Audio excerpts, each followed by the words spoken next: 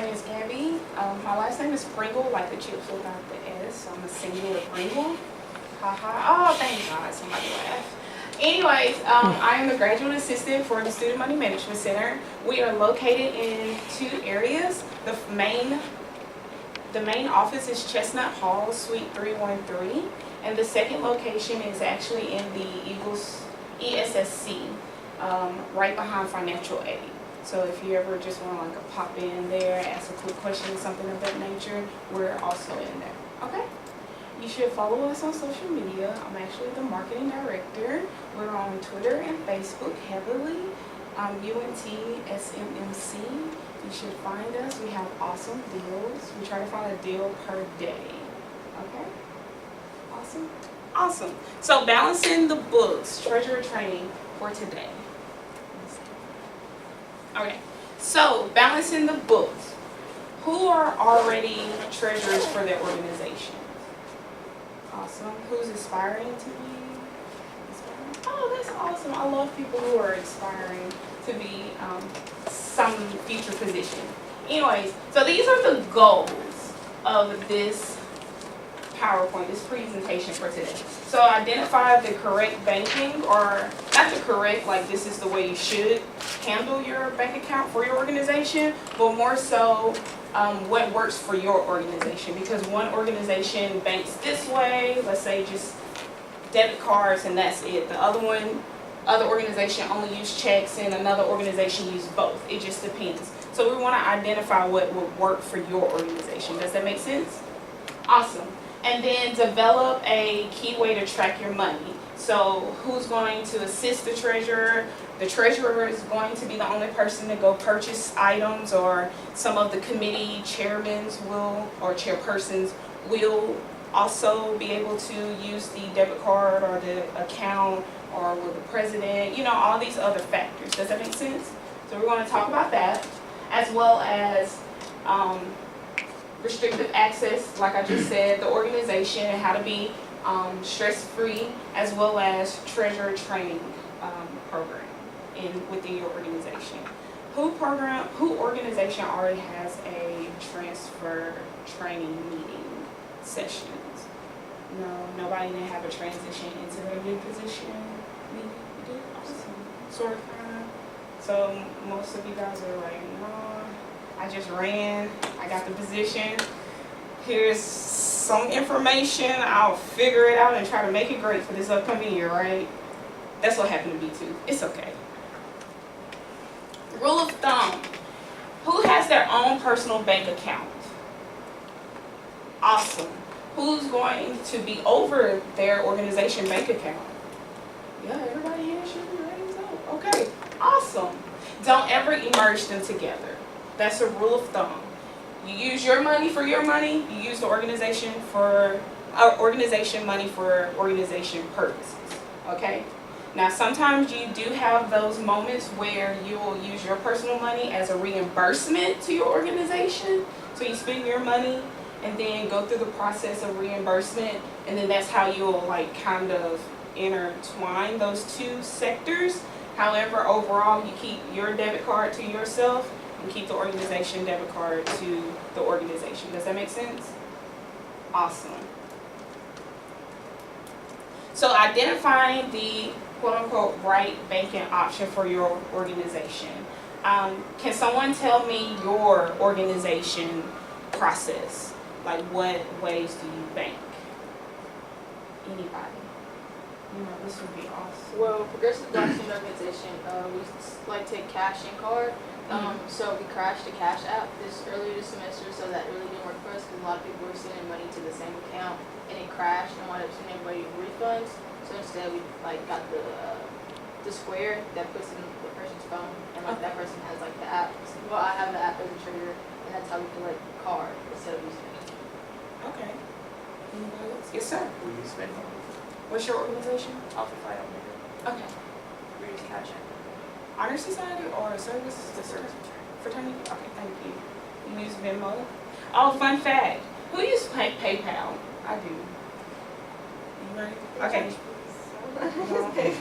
Yeah, I'm still trying to learn what's that level of staying free Yeah. versus, looking like a business and then charging. I was searching for that, but I do not know the answer. I'm so sorry. I felt like somebody was going to bring that up. But who used Venmo? Personally or for your organization? PayPal owns Venmo now. Fun fact. So you have PayPal, you have Venmo, you have Venmo's, ultimately you have PayPal. That's a fun fact for today. But what organization used debit cards? Debit cards, everybody? Okay. Checks only? What if you use both? Both? Okay, awesome. Who knows how to write a check? That's the funny part. Oh, awesome. I'm so proud of you guys. Some people look at me crazy because I know how to write a check. I'm like, yes, my mama taught me at the age of 15. I still know how to do that thing. Okay, anyways, let's go. So, pros of a debit card. It's more convenient of use. It's processed faster, as well as you can make online payments. So just like your regular personal debit card, what you use for your debit card, it's the same way for a organization debit card. You can probably upload the app. So if you're with Wells Fargo, you can upload the app and create an app for your personal organization and always keep check and record of it in that instance. As well as it's easier to use it because you can just go swipe and purchase something really fast. Does that make sense? Awesome. Okay. So the cons of it, anybody want to guess? No? Okay. It's okay. So cons, it's easy to overdraft. Who overdrafts on their personal bank account? Like, let's be honest and very transparent. I am. I've done it twice. It's okay. It happens. It's the same way with your organization. You have mindless spending habits with your personal account. I'm not going to say you're going to have that with your organization account, but it could happen, just like it can happen with your personal account. Does that make sense? Awesome. You have multiple cards and multiple problems.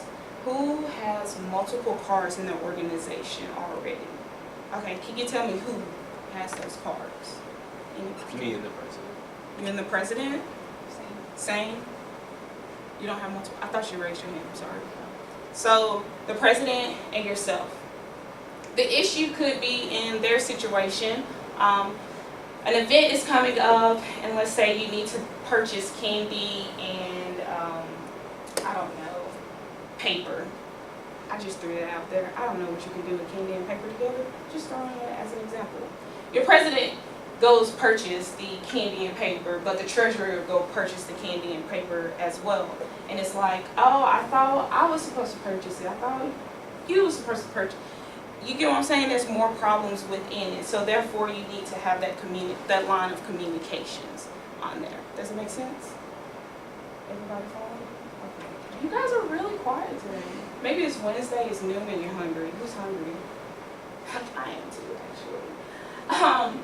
And then potential use of, misuse, unlimited problems in that example. Everybody's good with me? Okay, don't click it. So we talked about debit cards. Now we're going to talk about checks. What are the pros of using checks? Yes, ma'am. Oh, sorry. Sorry. You weren't looking at me. He said, you don't get charged anything to use them, and also there are receipts that you can have for yourself, so you're more accountable for that. You're welcome. Yes. Go. That's one of the ways. You will have that multiple viewpoints of your checks. So if you have the duplicate checks, everybody know what a duplicate check is, right? It's the main check you give that person, and then it has that little clear, transparent portion at the bottom when you're writing on top of it, and it leaves like an imprint of it. Does that make sense? Yes. You'll have that. It's an instant copy of what your funds were spent on, so you know what that money went to right then and there. So if you're ever in a meeting and the president says, hey, how much did we spend on that candy and when did we spend it? if you have that check, the check bank, no, the checkbook, sorry. The checkbook, you can look on there in the meeting and say, oh, on October the 18th, we spent $10 on candy for that event. It's like instant like that. But apps are getting better at that as well. So you can use either or. That's a pro for both. Usually only one individual would keep up with that bank book. Therefore, you'll limit the multiple issues versus with a debit card. Does that make sense? Like comparing and contrasting both concepts. And then allows for more oversight in terms of spending, as well as it's harder to use if someone stole it or lost it. Have anybody ever like received that check, put it in your backpack, and somebody stole your backpack? Or you misplaced that check? Has that ever happened somewhere? That happened to you? It happens. It's life. So just be careful. And which is going to in our cons section.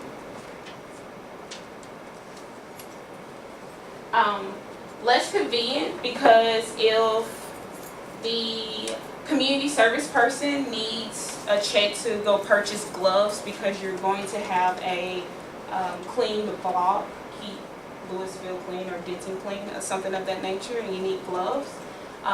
If the treasurer has the checkbook, that person will have to meet with the community service chairperson and like hustle and bustle with that portion of making sure that they pass the checkbook to someone. So that's the inconvenient portion about checks. Sometimes it requires an ID, so you need your ID to process that check.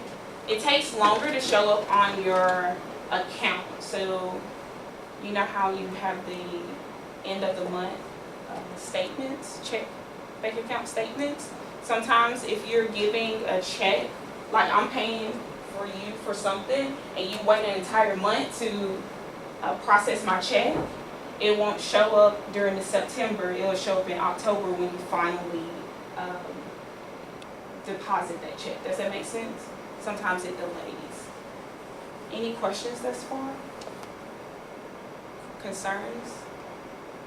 No? Okay, next. So we need to develop a system to keep track of money. What type of systems does your organization have already? Or what type of systems do your organization have? You have none? Okay, that's honesty. Yes, We ma'am? have an Excel document, we go over it like every meeting, or almost every meeting, I guess, and just like review it. No, I mean, most of us don't pay that much attention to it, but it's just like verifying that we've seen it and we know what's been going on and stuff. Okay, anybody else? Yes. We have a mailbox on campus, and so the bank sends us that monthly statement. So I live with the president, so we like go over like what we spent that month, looking at that statement. Okay. Anybody else? Yes, sir. Wells Fargo alerts both people with cards whenever someone purchases something. Oh, didn't know It's that. got like a, yeah. I think I knew that, but right now it's not dinging right now. Any other processes? What about the process of, I'll wait for it. Next. Sorry. So pretty much we're going to talk about clear roles and responsibilities, organization of budget, bylaws and procedures, as well as, like I said, the training and the transition process. And I can email you guys this PowerPoint, so you don't have to write it verbatim. I'm sorry for not saying that at the beginning. Forgive me for not doing that. Okay, next. So for example, budgeting. You can have a budget, which I'm going to show you on the Excel portion. You can have individual officer budgets and budgeting ideas. So for individual officer budgets, you can have the big total balance of $200, and let's say you have 2 officers in your organization. I don't know, president and vice president. Both get $100. As a treasurer, you just gave them both $100. And say do what you need to do to fulfill our mission this semester with that $200. You be like, boom, good. Don't go over that $200 because, that $100 because that's all you have to spend. Some people do it that way. Some organizations, they have budget ideas where that committee person will say, hey, ladies and gentlemen, we want to host this event. This is how much it's going to cost, and this is how much we're asking. And then the treasurer will go back, look at the budget in, let's say for community service, say, well, you only have $50 for the entire semester, so you need to cut some stuff out. Does that make sense? So you can have the committee chairperson just take the money, run with it, don't overspend, or you can have them bring the idea to you and checks and balance with a portion of, okay, this is how much you have, this is how much this event's going to cost, let's think about it. Does that make sense? It doesn't matter which way you use or however you use it, it depends on the organization. So this is an example of a semester budget, and let's say monthly you have dues, and you have 30 members in your organization, and they pay, I think we said $15, I believe. So ultimately, it's $1,500. Then for fundraising, you want to have something at Raising Cane's. Just say, hey, go to Raising Cane's and purchase something and tell them that you're supporting our organization. And it's $200 that you're projecting to make. So a total income of $1,700. However, you only receive $750, so 15 members pay their dues, as well as for fundraising, you actually make more, $350. But the total income comes to $1,100, which shorts you by $600. So you can plan this way for the entire semester, for the month, for the semester, for the month, or for the year. It just depends on your organization. Does that make sense? And then on sections, like right here it says meetings, savings, t-shirts, conferences, you can create it with your organization, what do you call those things? Purposes, or your organization committee chairman or chairperson title. So if you have a community service chairperson, community service, if you have fundraising section, you can put that on there. Does that make sense? So you'll complete on this side projected costs, your actual costs, and then the difference. Everybody understanding what I'm saying? So keys of success. This is more so talking about your checks and balances and protocol and responsibilities of the organization. So it's pretty much like internal controls. Who decides who swipes the cards or who writes the checks? Whose names are going to be on the account? Let's say for Wells Fargo. Back at home, when I was the treasurer for my organization, it was my name, the president name, as well as our chapter advisor name on there. Have you been in a situation where the treasurer is graduating and you just got your position, but that treasurer, the previous treasurer is graduating, and you're trying to get up with them so they can take their name off the account to put your name on the account? Anybody been in that situation? Oh, not me personally. Okay, so the reason why we put our advisor on our account, because the advisor is never graduating. The advisor is always there. So it's that person who's going to be kind of sort of quote unquote permanent in the organization. That's why we put her name on it. Does that make sense? So when our treasurer graduated, in this example, when our treasurer graduated, we just let that person go. It's like, oh well, that person's not going to come back and handle this situation for us. So our advisor just took my sister's name off of it and put my name on it. Does that make sense? Awesome. Maintaining current files. So if you are, since you are the treasurer, how are you going to keep up with the money? Let's talk about that. How are you going to keep up with it? Any examples? When when I accept dues, I have an envelope that's like a red, because our colors are red and black. So I have a red envelope, so when we're collecting those dues, all the money goes into that envelope. Okay. So she has an envelope system. Any other? Yes, ma'am. We have a lockbox if we're collecting dues. Lockbox? Yeah, like in case, I don't know, I get mugged, the box is locked, and only I have the key. So if I have a lot of money in it, then it's safe. Mm-hmm. What organization? Sigma Alpha Iota. It's a music fraternity. Okay. Thank you. So the envelope system is one way some students use it. I never personally had experience with the envelope system. We normally just receive checks, or they will PayPal us the money. That's simple, that's easy. As well as the money box. It sounds like y'all are rich to have a money box. I'm just saying, a little rich in my situation. But a lot of people, I've known a few people use that system as well. And that's perfectly okay. So when you have that money come in, you need to make some type of sheet. It can be written or it can be an Excel spreadsheet to let you know, like, on this date, I received money from such and such, such and such. This was the amount. Put your signature on it. Put your president's signature on it and say the money is there. Does that make sense? Mm-hmm. You need to have 2 signatures on there. I'm going to say rule of thumb. It's not permanent. It can be whatever your organization is comfortable with. However, my organization, we had a requirement of 2 signatures. So we'll receive that money, count it up, who paid for what, who turned in their dues money. The treasurer will count the money, sign off on it to make sure it's balanced, and then the president or the advisor will come behind that person, count the money, and sign it as well. Does that make sense? That's one way you can keep up with the money. Another way would be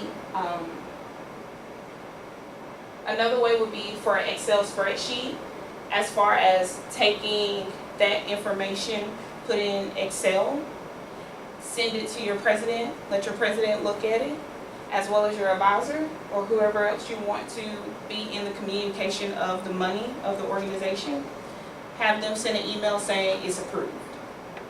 Take a copy of that email and put it into your Dropbox or, I don't know, Google Drive, however you keep up with that money. Does that make sense? Or with the files of treasury reports. Also, do you guys let members spend money and receive a reimbursement for the items that they purchase, or do they come with the budget, ask you for the money, and then receive the money? I know I asked a question for you to say something to me, so please say something to me. Okay. Typically, especially if it's impromptu or if it's just like food or something like that, they'll go ahead and buy it, and then they'll come in meeting and we'll approve the reimbursement later. So it's not like specifically in the budget that this person's going to get this. They just get reimbursed later. So you do a reimbursement. So what do they have to turn in for the reimbursement? They have to turn in the receipt, and then, yeah, I guess proof of having gone to that event or something to that effect. And we approve it in the meeting, so it's like everyone's there to approve it and everything like that. So Okay. it's mostly just the receipt, though, I think. Just a receipt? Yeah. Okay, awesome. That's fine. So I'm going to show you an example. What's your name, honey? Me, Kayla. Kayla have talked about. It's like a reimbursement form that you can turn in. So you'll put your name on it, the event, the date, the location, and the total payment of how much you spent on it, as well as your signature, the treasurer's signature, and then the leadership team member. It can be your president or your advisor, it doesn't matter. And then they have to attach that receipt right there. This one's very simple compared to my organization that I'm currently in. We have to explain why did we, purchase it right then and there, why we couldn't wait till chapter. When you get older, more issues, more problems. I don't understand. Anyways, That's one of the example. I can email this for you if you want to implement that in your organization. However, you don't have to use it. It's just giving you some ideas on what a reimbursement form could look like. And with that form, what do you guys do with it? No, you don't use a form. No, It's just more like a but, conversation. yeah, but with the receipt, I think we take the receipt and like keep that in our records. Who our treasurer is, keeps it in the records. Okay. That would be really good idea to actually have a form to. Yeah, that's fine. And then with that form, let's stay on that topic. With that form, you can take that form and then put it in your file. So if your file is a lockbox, you can put it in the lockbox. If your file is a Dropbox, just scan it, put it on a Dropbox. Now it's 2017, therefore I will encourage you guys to have physical paper as well as online type of backup. So if that's Dropbox is free to a certain amount, as well as Google Drive will also help. And I feel like I have a third one, but I can't think of it right now, so hopefully I'll say it later on. Oh, external hard drive for the chapter. You can use that as well. Everybody's good? Now, you will have to create a system with the reimbursement, more so. For example, if you have an event in October and one of your members purchased some items for that, but they bring the form back to you guys in February, you're going to look at them like, what? Are you serious? Like, you're going to wait all the way to here? We forgot about that. So I do highly encourage a time frame. So if that's, from chapter to chapter meeting or within the semester, it doesn't matter. Just make sure you have some type of time cutoff, because your budget could have been created for semesters or monthly or even yearly. It doesn't matter. But that's just my suggestion for your organization. Any questions? Like, am I answering some questions that you already had in your brain? Oh, awesome. Okay. Next. Fundraising thoughts. So it's pretty much going back to what I was talking about.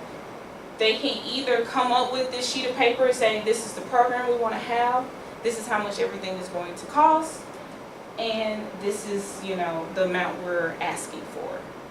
And you can do it that way. However, when they are coming up with their proposal, ask them these type of questions. Are we going to make a profit? That's the main question you need to ask. If your mission is to host this event, try to make a profit so you can assist the world or the UNT community better, ask them, like, we're putting all this money up for this fundraising event, are we going to make profit? Because historically we have received a lot of one-on-ones with organizations saying, well, we thought we were going to spend this much for a room on UNT campus. However, we actually spent this much. Therefore, we try to cut here for something, but we couldn't. And next thing you know, your chapter is losing $300. Does that make sense? So as the treasurer, ask them, did you foresee something? Do you think you're going to have officers at this event? Do you think the room might go up? Or you had your eye on this one particular room on campus and it's booked. So you're going to have to find another room. Will that room cost some money? Does that make sense? So you need to ask them those tough conversations. And just make sure that, the fundraiser event uplift your mission of your organization. So if your mission is to empower people through community service, but you're hosting something about selling chocolate, like, what does empowerment through community service and chocolate has to go together? So ask those type of questions. Does that make sense? Everybody good? Okay. And just do the math. Just make sure everything is adding up. That's why you're the treasurer. You like money. Or you can keep up with money. However you want to think of it that way. Yes. So, like today, our organization's doing a profit share with Buffalo Wild Wings. How Mhm. do you go about asking that company to do a profit share? A profit share with you, and how do you ask the Yeah. company?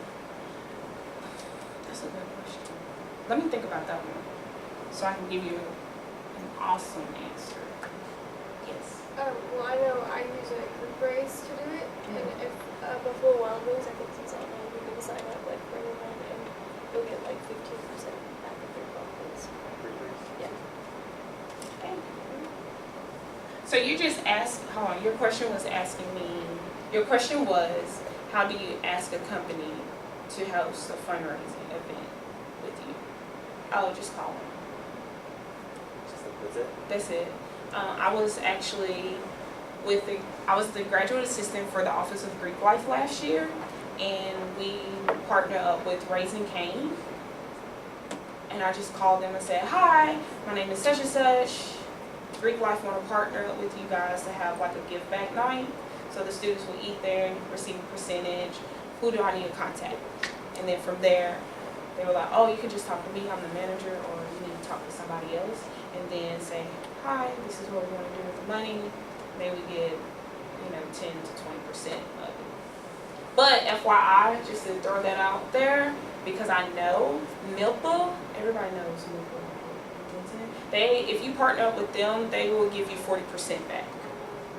I know a lot of people don't know that. I'm just saying that. Also, just remember like the guidelines in the fundraisers. So, for instance, Raising Cane's, they have to say I am with this organization, because if they don't, then you don't get the money.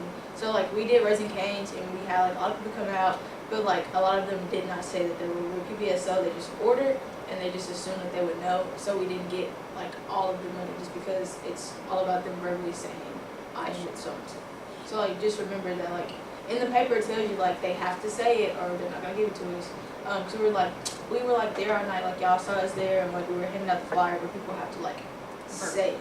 So just remember that. In Chipotle, you have to create flyers to give to the people, and the people have to give the cashier the flyer. I think they are accepting screenshots now, but double check on that portion. I'm not saying that's the rule or not. And with MILPA, I think what we did with MILPA, we just collected all the receipts and gave it back to them, like added up all the receipts for them, and then they did the 40%. So just ask them that type of question. Thank you, Taylor. You're awesome. So tips. These are the tips. Receipts. Keep receipts. Always have receipts. Follow up. Receipts. Because if you have receipts, you can say, well, you actually only spent $20 and we gave you your $20 back for that reimbursement. Don't try us, boo-boo. You're not going to get $40 out of us. Okay? So always have receipts. Always have somebody to sign off behind you.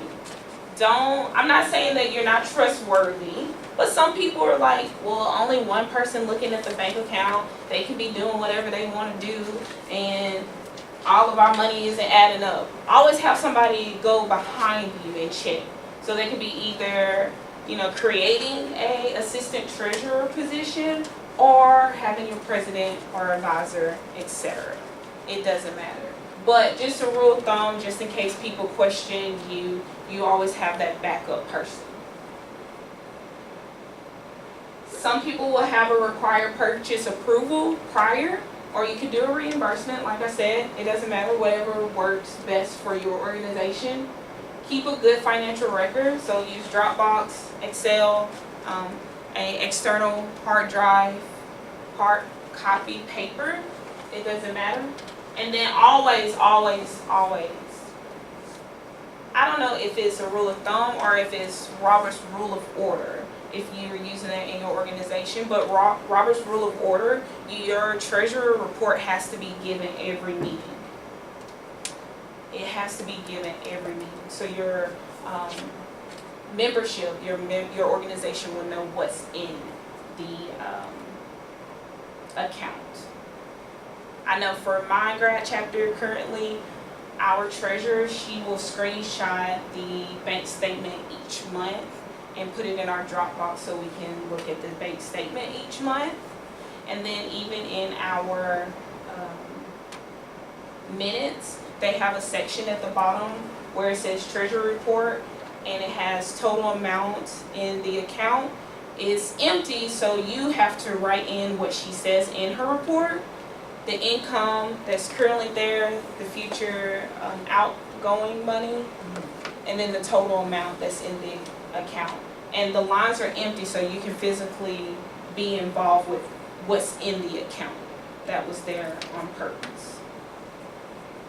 Okay, any questions? Because this is it. No, it's not, Trish. Thank you. Transition and training, I'm sorry. Transitioning.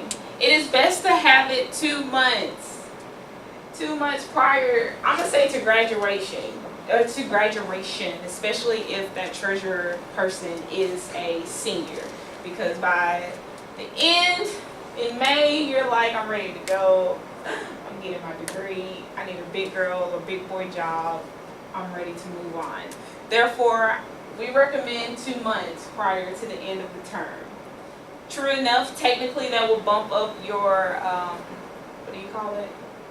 Your voting time frame. It could do that, it could not, it just depends. So if your positions is with the academic year, so from August to, well, May until the end, from May to May, then that's where some issues could arise because most people graduate in May versus the calendar year because not that many people graduate in December. Does it make sense what I'm saying? Awesome, okay. Yes, so that could bump up your voting time frame. It just depends. So that's something we said, just to avoid that portion. Make sure you have a handbook of a transitioning. So say like, I've done this, I did this. If we have an annual event that you always host yearly, say this is how much we normally host, so please put that in the budget for this upcoming year. Keep it updated. Always update that information and any other financial awareness that the person needs to know in that handbook. Okay? And always remember, you know, you want to have this position and make it better for the next person. So if you got the position and you was like, I don't have nothing, like nothing. Like, what did this previous person do? Oh, we don't know, okay. So let's make it better. Let's make the transition easier for the next person. And then when you have those smoother transitions, that's when you see the growth in the organization. Does it make sense? Awesome. Now I think it's the last slide. Yes, it is. So like I said in the beginning, we are located in Chestnut Hall, 313. Please come and see us. We will help you with anything, everything, and everything. I think so, yeah. Come with your issues, come with your problems, or even come with pre-planning. We love pre-planners, but we will help people who need like immediate support and help. Any questions?